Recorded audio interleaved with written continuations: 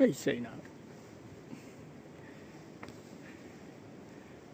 ကရင်အိမ်နေကြအောင်လမ်းနေပါလေဖြောင်းတန်းဟိုဝင်ဒီထက်ကလေးအဓိက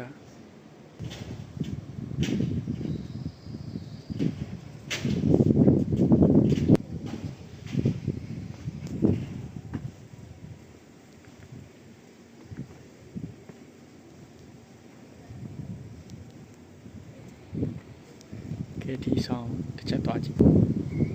နှစ်ထပ်အိမ်ဒီဒါဂျပန်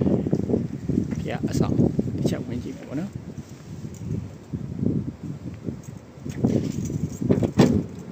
တကား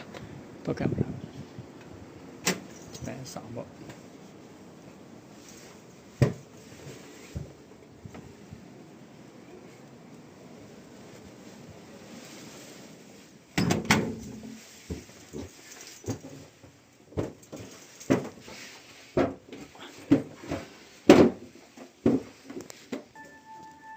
ကဲဒါတော့ဂျပန်အဆောင်ပေါ့ယောက်ျားလေးတွေအဆောင်ပေါ့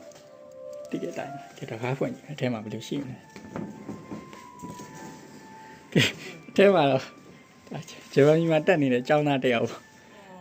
ကျောင်းသားတယောက်က12နာရီတောင်ထိုးနေခုတိမထားသေးဘူးနော်ဒါဂျပန်လာပြီးဒီနိုင်ငံဂျပန်လာပြီးအရက်တော့ဟိုဂျပန်လာပြီးအိတ်နာဒါတော့